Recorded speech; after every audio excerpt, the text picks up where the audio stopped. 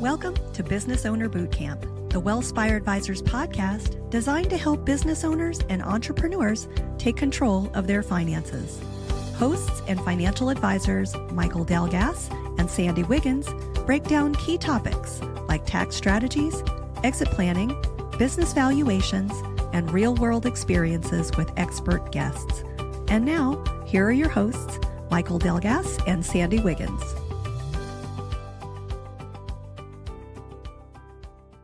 Welcome to the next episode of Business Owner Bootcamp. I'm excited to be visiting with one of our teammates from our sister company, NFP, John Nelson, today. He's an ERISA attorney.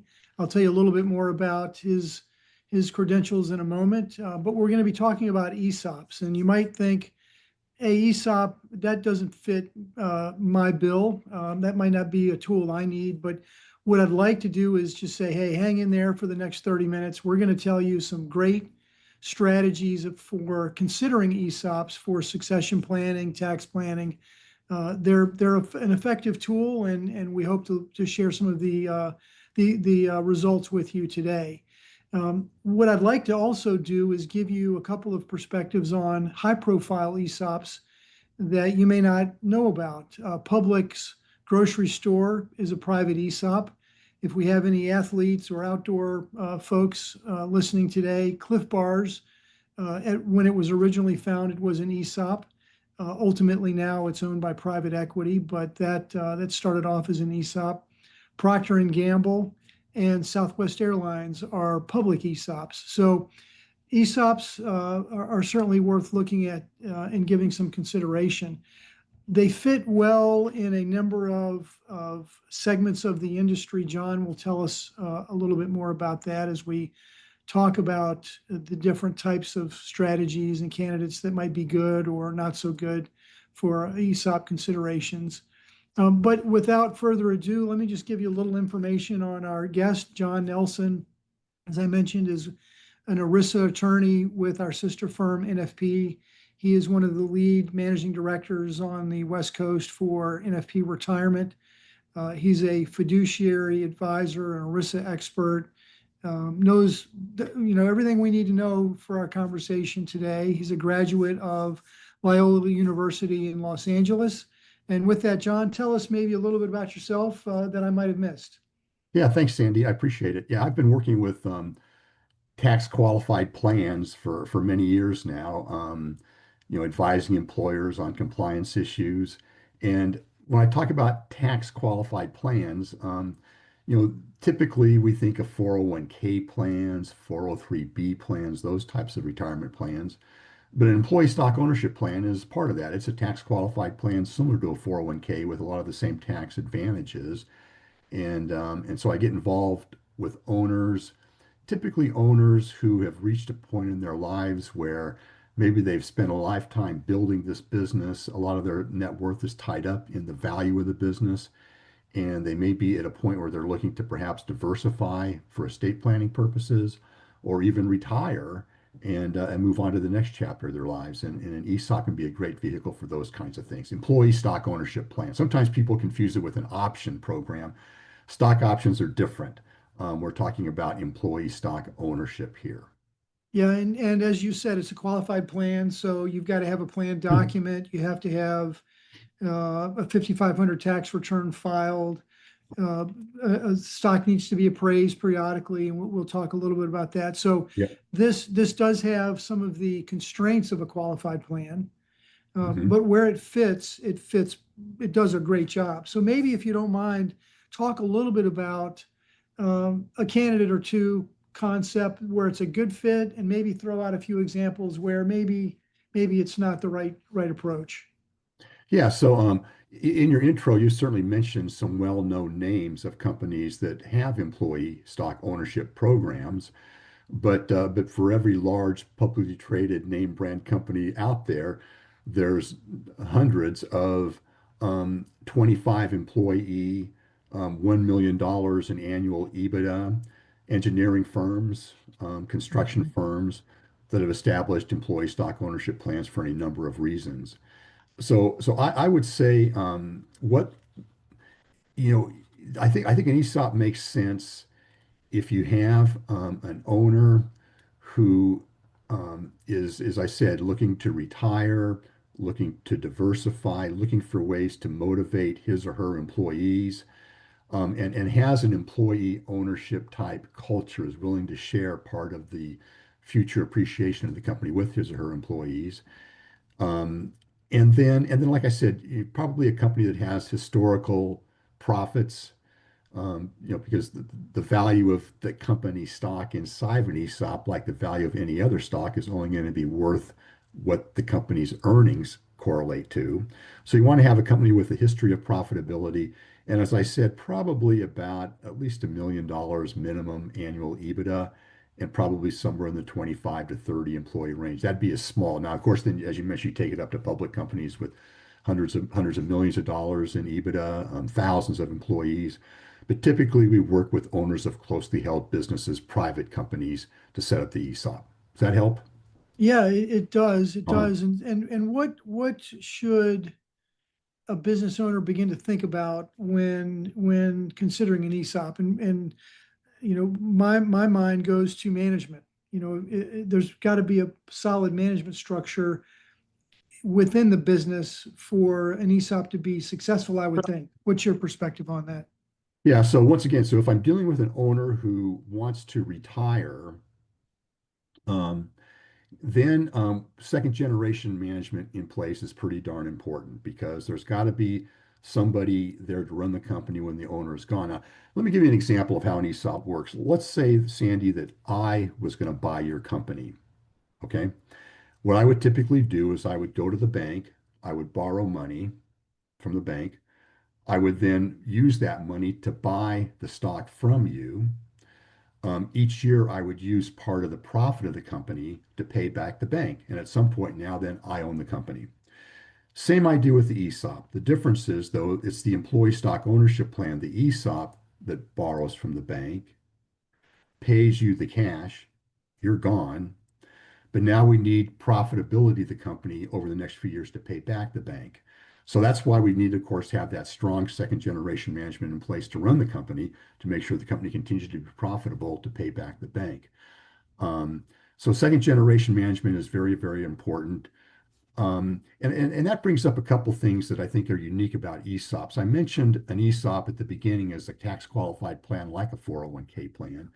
But what makes an ESOP unique, an employee stock ownership plan unique, it has a lot of the same tax advantages that we get with tax qualified plans, in the sense that contributions to the plan are tax deductible.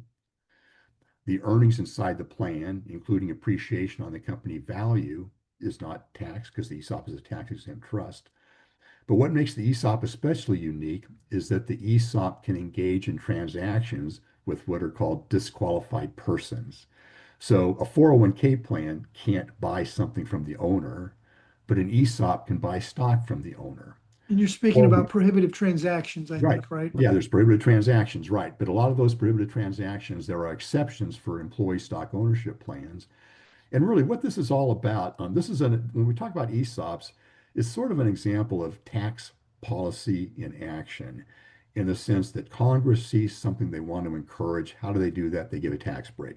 So the idea is, Congress doesn't want these small, closely held businesses to be acquired by large, publicly traded corporations. They want owners to sell to the employees. So if a large publicly traded corporation acquired my business, that could be a tax-free deal to me, because I could exchange my stock for that stock. Stock for stock, that's a tax-free exchange. So let's give the owner the same incentive to sell to the employees. You sell to the employees, you can take the sale proceeds, reinvest into a diversified portfolio of U.S. stocks and bonds, and not pay that capital gain tax you would otherwise owe. So a lot of these came about what's called the Small Business Continuity Act. All these, legislation always has kind of a catchy name, Small Business Continuity Act. But that's kind of what we're all about here when we talk about employee stock ownership plans in the context of a closely held business. Now, Sandy, we also work with businesses like, for example, local banks from time to time may have a number of shareholders that were involved in formation of the bank. But at some point, those shareholders may want to sell. And if it's a closely held business, there's no public market for those shares. So we could set up an ESOP and create a market for those shares so that those shareholders have a vehicle to get out at some point. So once again, lots of different purposes, but mostly we deal with retirees who are looking for an exit strategy. And you mentioned the tax advantage of the seller. Yep. So let's just shine the light on that one more time, if you wouldn't mind walking through the tax benefits. As you said, you're buying my business. So Yep. what are the tax benefits to me specifically? Well, how about let's start with the tax benefits in our example to me of buying your business. Let me start Sure. as the Yep. buyer. Yep. In my example, if I go to the bank and borrow and then use the loan proceeds to buy the company from you, I'm of course able to deduct as a business expense the interest I pay on that loan, but I certainly can't deduct the principal. So I'm paying back principal with after-tax dollars. If I finance that transaction, though, through an employee stock ownership plan, I am able to get a deduction for the principal portion of the loan as well. So now I can finance my transaction with 100% tax deductible dollars. So it makes it easier for me, i.e., the employees, to buy the company from you. Now, from your perspective, if you sell the company to a third party, you're going to pay a capital gain tax. And typically, that capital gain tax can be substantial because the capital gain is calculated based on what you received in the sale, the amount realized, minus whatever your basis in the company stock is. And if you're a founder, your basis in that company stock is usually very, very low. So you've got a substantial capital gain that you would owe a tax on. Let's say, for example, you sold your business for $1 million. You would probably owe about $300,000 in capital gain taxes, which would leave you $700,000 to reinvest. Wouldn't it be a better deal if you could sell to the ESOP and then take the whole million and reinvest that to produce income in retirement? That's the tax benefit to you as the seller. Yeah, that's fantastic. And again, why we're excited to talk about ESOPs. Yep. Continuing down that line of thought, and speaking of me, the seller, now I've got that $1 million in your example. Yep. I'm certainly going to pay tax on any gain on the million. So what are the tax implications down the road once I've reinvested those dollars? Yeah, so what happens is what you have to do is you have to take that $1 million in this example, and as I said, reinvest into a diversified portfolio of U.S. stocks and bonds. So you go out and buy a portfolio of dividend-paying stocks, interest-bearing bonds, Apple, Ford, Microsoft, whatever. So now you have this portfolio. Now what happens is your basis in your company stock that you sold, that carries over Mhm. and becomes your tax basis in those replacement securities. So if those securities are paying dividends to you, if they're paying interest income, correct, you're going to pay tax on that income. But you're certainly not paying tax on the appreciation and the value of those portfolio securities. Now, if at some point you choose to sell some of those shares, let's say you bought 100 shares of Microsoft and you choose to sell those shares, you would pay the capital gain tax then based on what you sold your Microsoft shares for, my example, minus your basis. So it's not tax avoidance, it's tax deferral, unless, unless if you're married and you hold that portfolio to date of death, either you or your spouse, then what happens is your holdings get what's called a step up in basis to fair market value at death, and then the capital gain goes to zero. So I don't want to sell it as a tax avoidance vehicle. I want to sell it really as a tax deferral vehicle. But once again, in my example, let's say I rolled over $700,000 and that threw off, say, 10% in the real world, 10% income between dividends and interest. That would give me $70,000 a year to live on. But if I was able to reinvest the whole million and got that same 10% return, see, now I've got $100,000 of income coming in. So that's the real benefit, being able to earn on a larger portfolio because I've deferred the tax.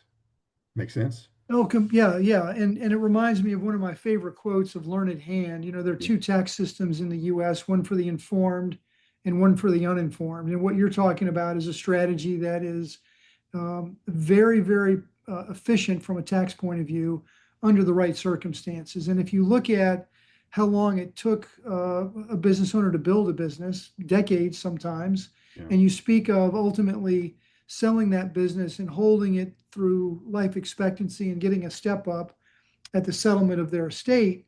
I mean, there's tax strategy over a lifetime that really can add significant wealth to a family. So Yeah. the ESOP's a great tool.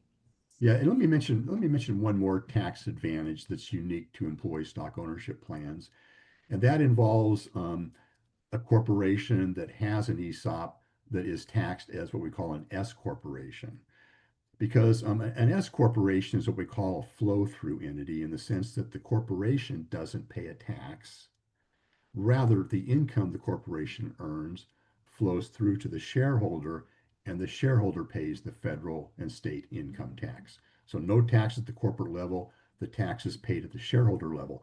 Um, S corporations are very, very common with closely held businesses because of that flow-through taxation ability. Well, an ESOP, as I mentioned earlier, is a tax-exempt trust. It's tax exempt because it's a tax qualified plan under the Internal Revenue Code. So if an ESOP is a shareholder of a corporation, let's say the ESOP owns 50% of the company. Well, what that means is that 50% of the company's income is no longer subject to federal income tax.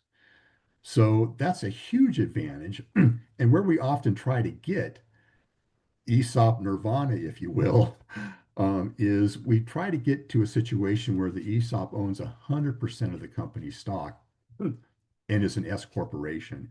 And at that point, the corporation no longer pays federal income tax. So all that money that would otherwise go to the federal government, the corporation is now free to use to reinvest back into the company, whether it's to buy trucks, whether it's to invest in software, whether it's to buy another company. All right, but that money is available to grow the company. And that's a significant, unique advantage I want to mention for S corporation employee stock ownership plans. Yeah, that's fantastic. And so let's talk about that a little deeper. Let's say that I've got a business and I'm not a sub S currently, but I've got a great advisor named John Nelson, and he's Yep. telling me these things. And so, I start thinking about what can I do to make the sub S election? Is there an opportunity planning wise? And if so, what's involved with that? How much time? Yeah, so that is part of the planning because there's everything sounds great, and then you just got to kind of get into the details a little bit. So we spent some time talking about that, the ability of the owner, the selling owner, to defer the capital gain. But right now, under current tax law, that is only available to sellers of C corporation stock. So typically what we might see is we might see a situation where we have a C corporation, the owner sells the shares, and then after the sale transaction, the corporation makes an election to be taxed as an S corporation. When you're looking at C to S, you always have to take into account whether there are what we call any built-in gains inside of the corporation that might still be taxed at the corporate level. So the conversion from S to C or vice versa is something that we work closely with the client's CPAs on to make sure there wouldn't be an adverse tax consequence to doing that. But that's all part of the upfront tax planning that we would do in taking a look at how the ESOP would work and the feasibility for the plan. Yeah, that's fantastic input. And speaking about the feasibility, there's a lot to talk about there. One quick question to kind of kick that part of our conversation off. Yeah. How Yeah. much lead time should we be looking at to be able to plan effectively and ultimately execute on the plan without feeling hurried? Oh, I think it's probably I'll tell you, in working with some clients, the decision to put the ESOP in place Sandy, that can be a discussion decision, as you know, that may take place over a number of years with some people.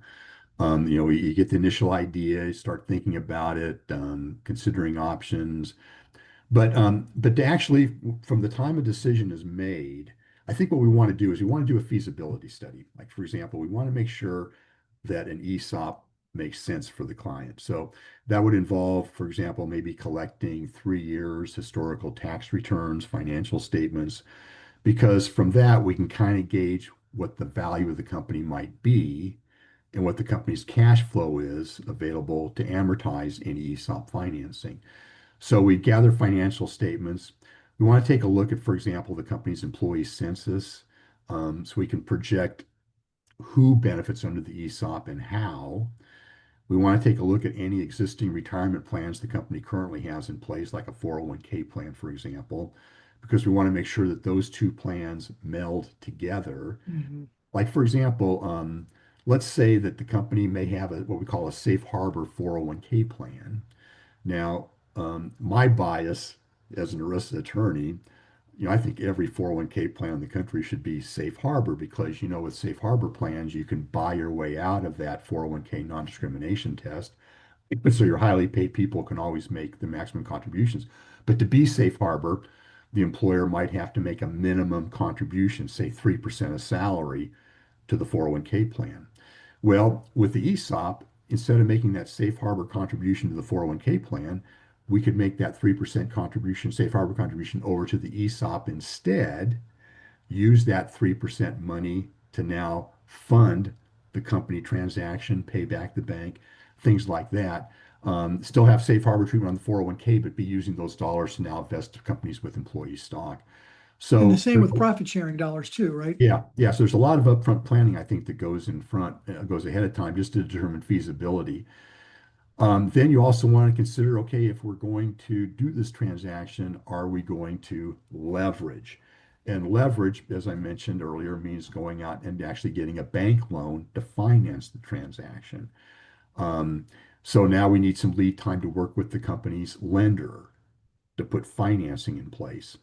Um, we also, with an employee stock ownership plan, now let's say, for example, I'm selling my company stock to an employee stock ownership plan I've set up for my employees. Well, the ESOP has to have what we call a trustee. The trustee is the person that makes decisions and acts on behalf of the plan participants.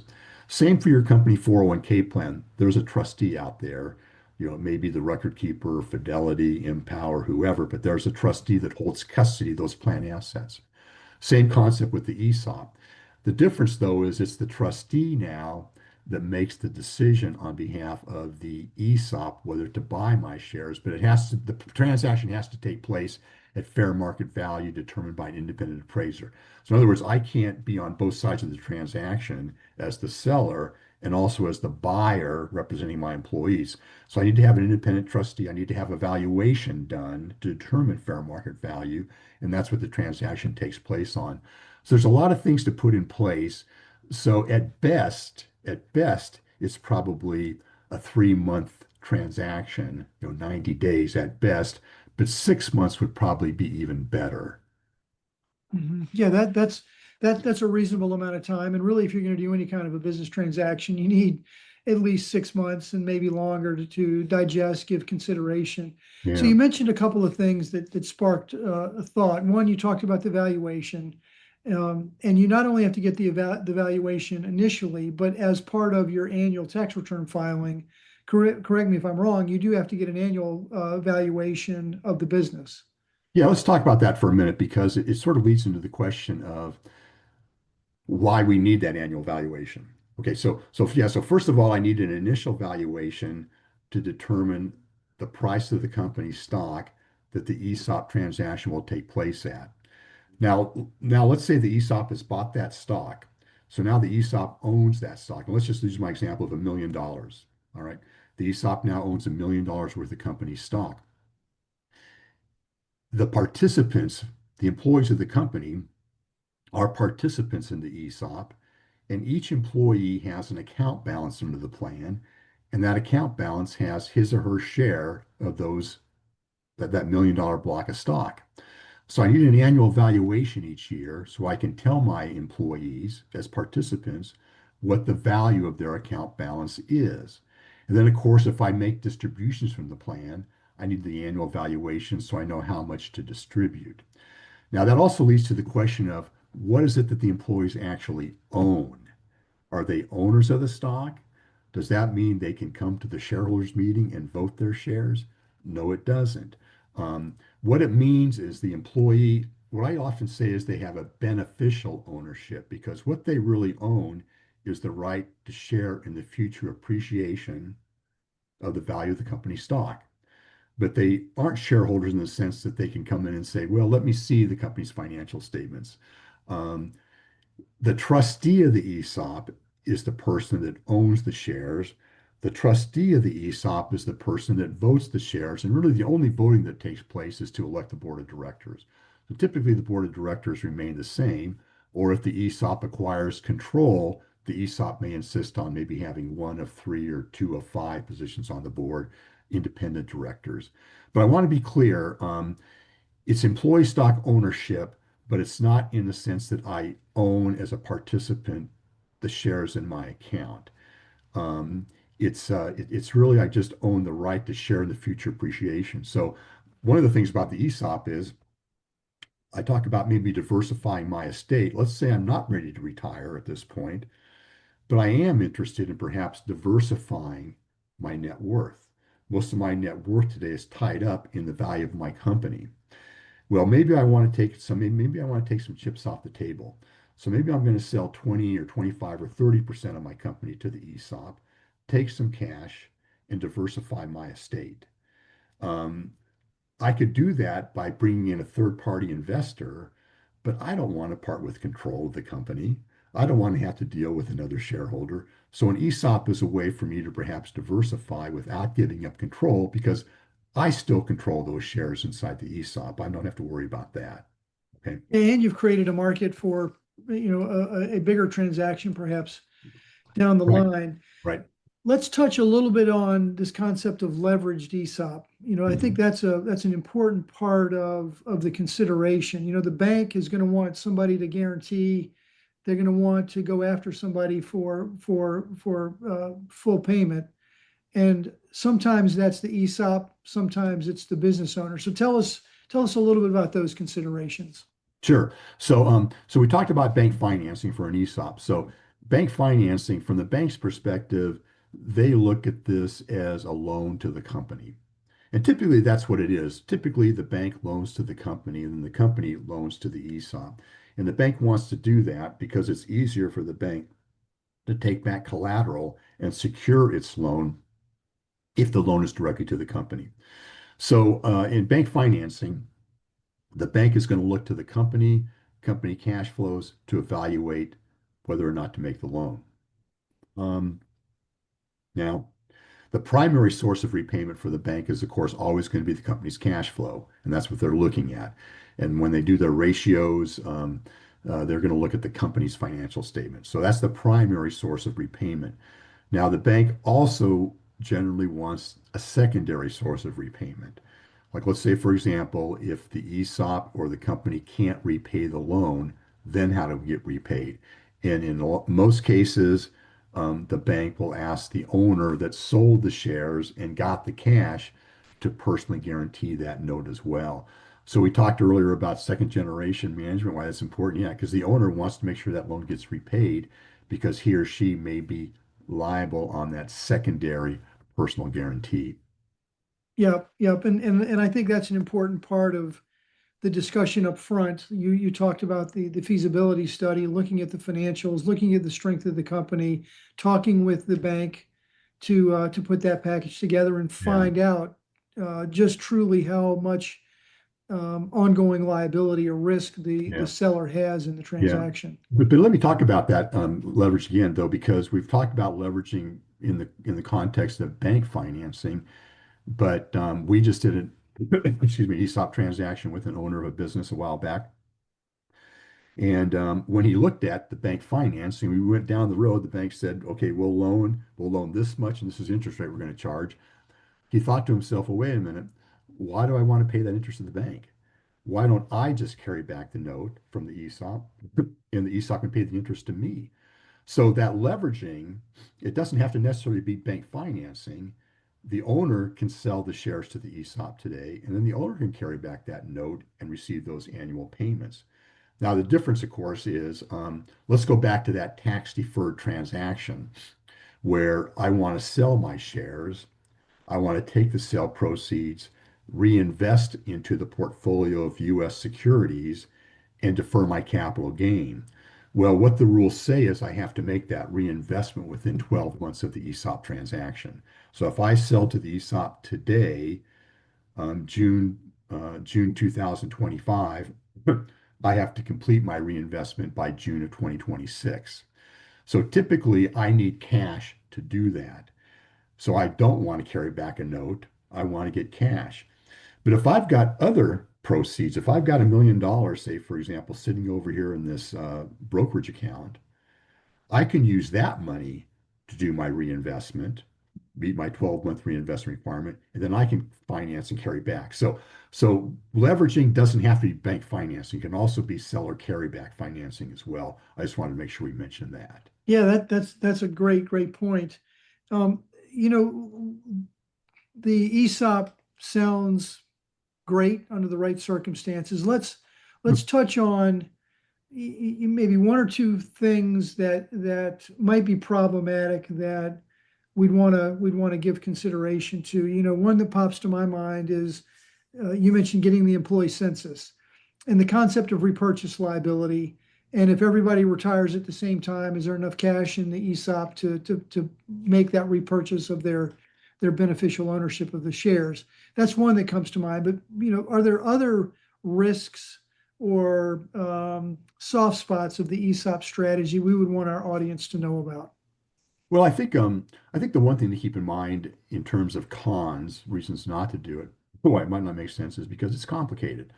Um, the 401k plan, for example, you can work with your advisor, a record keeper. You get what's called a IRS pre-approved volume submitted plan document that you'd probably have to pay zero for. It's given you for free, and you set the plan up. Employees make contribute, and that's one thing. Unlike a 401k plan with employee contributions, the ESOP is employer contributions only.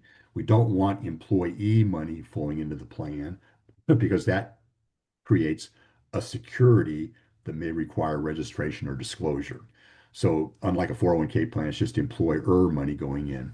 But with an ESOP, you have a plan document that you have to establish, and typically that's drawn up by an attorney. It's a custom document. There are now IRS pre-approved ESOP documents, but they tend to be rather constrained. So typically you're looking at a custom individual plan document. So you have a legal cost there. Um, you have the appraiser. That's a cost that you're going to have. You have an independent trustee that you have to appoint. That's a cost. You have a third-party administrator that keeps track of participant accounts and files the 5500, which is the tax return the ESOP files each year. So you do have some costs. So it's not insignificant to set up these plans. So oftentimes, that's why I say I think you got to have probably at least $1 million of EBITDA at a minimum for it to make sense. Um, and then the other thing you mentioned repurchase liability, and that's something that you need to keep an eye on up front because the idea once again is that we've created a market for the shares. So throughout the life of the ESOP, you will have new hires coming into the plan, and you will have older employees separating and leaving the plan.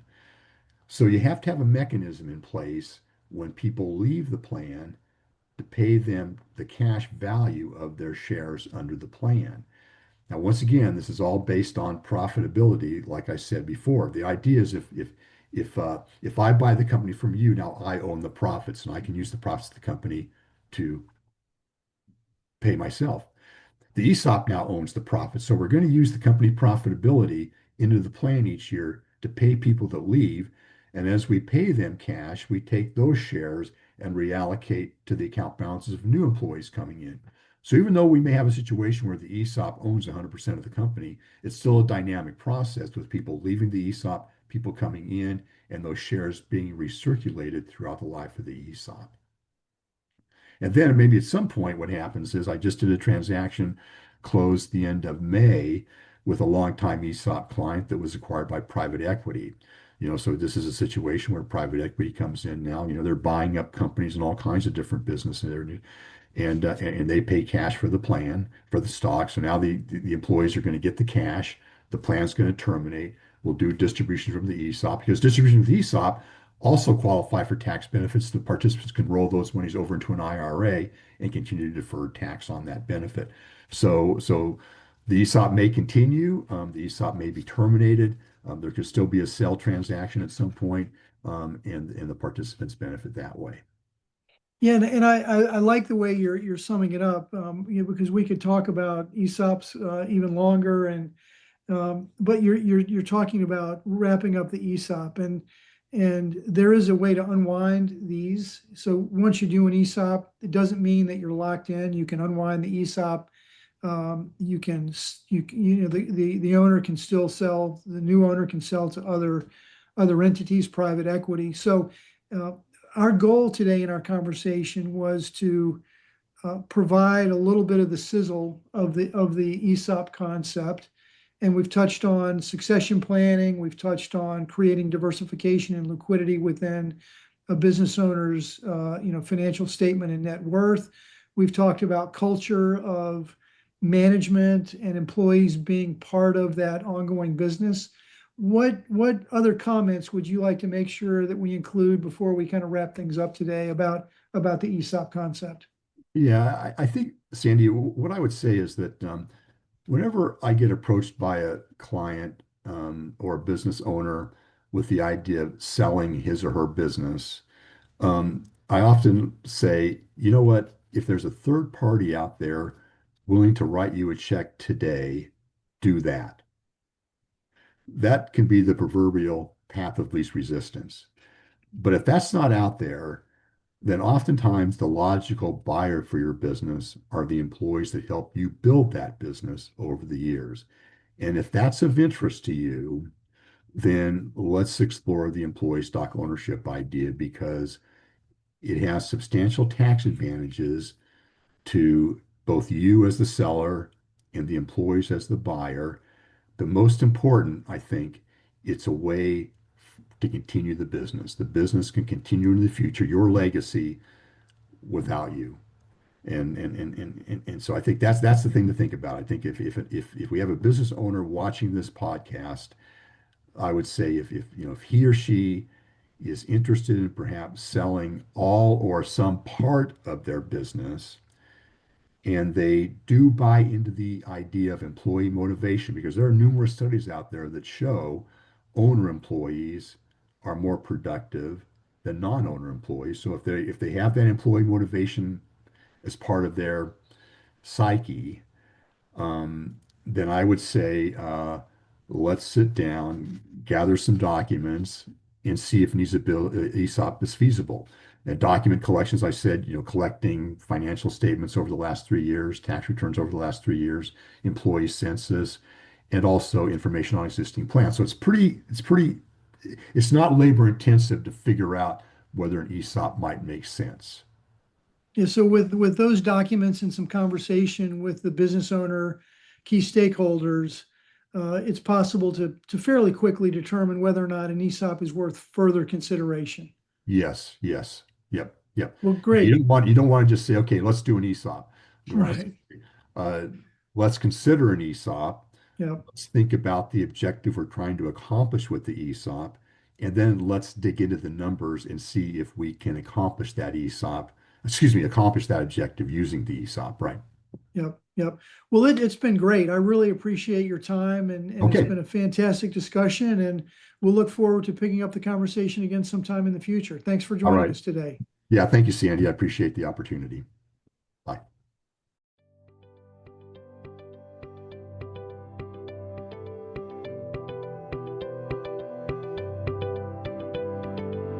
Thanks for listening to this episode of Business Owner Bootcamp, presented by Wealthspire Advisors. If you have any feedback or questions, including suggestions for future topics and guests, reach out to your hosts or send us an email at clientrelations@wealthspire.com.